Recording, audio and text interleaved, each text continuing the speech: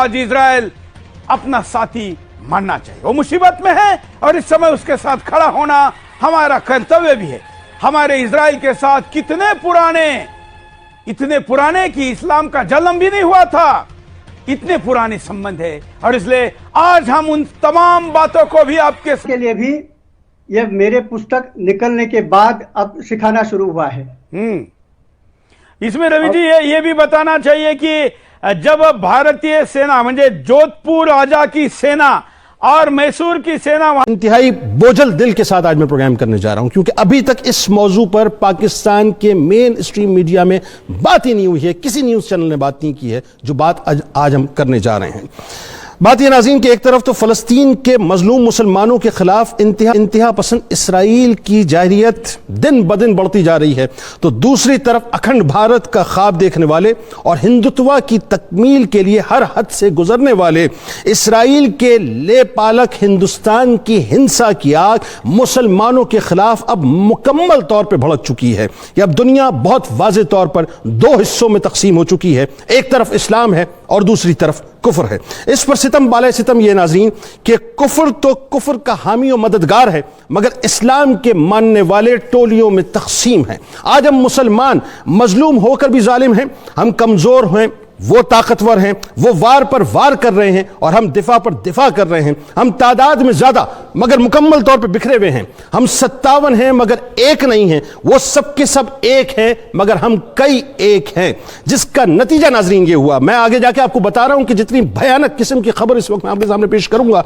कि आपका दिल इस वक्त हिल के रह जाएगा कि अभी हम जिंदा हैं। इस खबर को देखने के बाद ये जमीन फटी नहीं नाज़रीन, इस आसमान से खून नहीं बहा और अभी तक हम इस बात को समझने को तैयार नहीं है कि मामला हमारे हाथों से निकल चुका, कि जिसका नतीजा फलस्तीन, कश्मीर, शाम, रोहिंग्या और दीगर खित्तों में मुसलमानों की तबाही, जिसका नतीजा मुआशी गुलामी, दहशतगर्दी के नाम पर मुस्लिम ममालिक की बर्बादी, तौहीन आमेज खाकों के जरिए से बार बार मुसलमानों के जज्बात को मजरूह करना, मसाजिद को शहीद करना, आए दिन शायर-ए-अल्लाह का मजाक उड़ाना, कुरान पाक को जलाना, उसमें तहरीफ करना, आयात जहाद को निकालने का मुतालिबा करना, मुक़द्दस हस्तियों को फिल्माना, फिरकों के नाम पर तकसीम दर तकसीम करना। और तो और नाज़रीन अब इंतहा यह हो गई है कि हिंदुस्तान के एक निजी चैनल, अब यह बात मैं आपको बताने जा रहा हूं, दूरदर्शन न्यूज़ के एक प्रोग्राम बिंदास बोल में सारी हदों को मुकम्मल तौर पे फलांग लिया गया, यानी उसको क्रॉस कर दिया गया, जिसकी मेजबानी इस चैनल का मालिक, चेयरमैन और एडिटर इन चीफ सुरेश चाहुंके करता है नाज़रीन, जो सहाफत की आड़ में हिंदू कौम परस्त तंजीम राष्ट्रीय स्वयं सेवक संघ का एक तवील मुद्दती गुंडा भी है, दहशतगर्दी भी है और बीजेपी का आलायकार भी है, और आरएसएस के तुलबा विंग अखिल भारतीय विद्यार्थी परिषद के साथ वाबस्ता भी रहा है, जिसका काम मुसलमानों के खिलाफ सिर्फ नफरत की आग को उगलना, जिसके चैनल पर मुसलमानों के खिलाफ तौहीन आमेज और फिरकावाराना नशरियात आए दिन जारी रहती है। नाजरीन सुरेश चाहुंके ने अपने 15 मई के शो में, अब जो बात कहने जा रहा हूं नाजरीन बहुत दिल को संभाल के सुनिएगा, कि अपने 15 मई के शो में फलस्तीन की मौजूदा सूरत हाल और हिंदुस्तान इसराइल के ताल्लुकात पे बात करते हुए माज़अल्लाह सुब्मा माज़अल्लाह एक एनिमेटेड मिसाइल बॉम्बिंग गुंबद खजरा पर दिखाई और बार बार दिखाई और प्लान दिखाई। नाजरीन गुंबद खजरा यानी रोज़ा रसूल सल्लल्लाहु अलैहि वसल्लम पर, रोज़ा रसूल सल्लल्लाहु अलैहि वसल्लम यानी हमारे ईमान पर नाजरीन मिसाइल बसाए गए। बात यहां रुकी नहीं, बल्कि शो के 3 दिन के बाद इसी ज़िम्न में इसी दहशतगर्द ने, इसी इंतहा पसंद हिंदू ने 57 इस्लामी ममालिक का मुकम्मल तौर पर तमस्खुर उड़ाया। मैं सिर्फ समझना ये चाहता हूं नाजरीन, बताना ये चाहता हूं कि क्या अब भी हम मुसलमानों को गैरत नहीं आएगी? क्या अब भी हम अपनी ख्वाबगाहों में मुकम्मल तौर पर सोते रहेंगे? क्या अब भी हम दुनिया की रंगीनियों में उलझे रहेंगे? क्या अब भी हम इख्तिदार की खातिर, कुर्सी की खातिर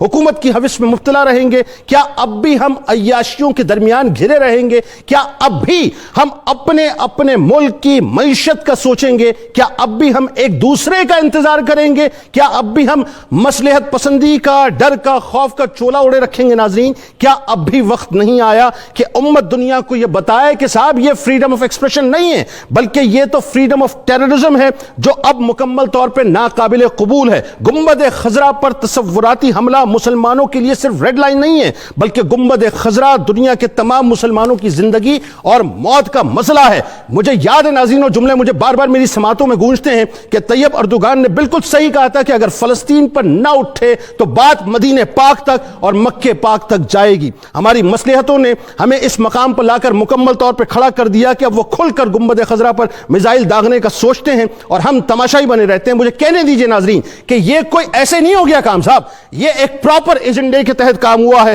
یہ مسلم دنیا کے خلاف ایک پلان روڈ میپ ہے جس کی یہ ایک کڑی ہے کہ عشق، حدت اور شدت کو اب بہت اونچے پیمانے پر چیک بھی کرنا چاہتے ہیں اور مسلمانوں کے جذبات کو مجروح بھی کرنا چاہتے ہیں۔ اور اسلامو فوبیا کی بدترین شکل ناظرین اگر دنیا میں اس وقت کہیں موجود ہے تو یقیناً وہ ہندوستان میں موجود ہے کہ 9/11 کے بعد پوری دنیا میں مسلمانوں کے خلاف نفرت کی آگ کو باقاعدہ بھڑکایا گیا، مسلمانوں کو تقسیم کیا گیا، مسلمانوں کے جذبات کو مجروح کیا گیا، اسلامو فوبیا کو پروان چڑھایا گیا، اور آج مسلمان مظلوم ہیں، وہ ظالم ہیں، ہم کمزور ہیں، وہ طاقتور ہیں، وہ وار پہ وار کر رہے ہیں، ہم مکمل طور پر دفاع کر رہے ہیں۔ یاد رکھیے گا ناظرین کہ ہم تعداد میں بہت زیادہ ہیں، لیکن مجبوری کیا ہے، بدقسمتی کیا ہے کہ ہم بکھرے ہوئے ہیں۔ ہم 57 ہیں مگر ایک نہیں ہیں۔ آج ایک بن کر یہ سوچنا ہوگا کہ یہ جو فریڈم آف ایکسپریشن کے نام کے اوپر فریڈم آف ٹیررزم کا مکمل طور پہ پرچار کیا جا رہا ہے، اور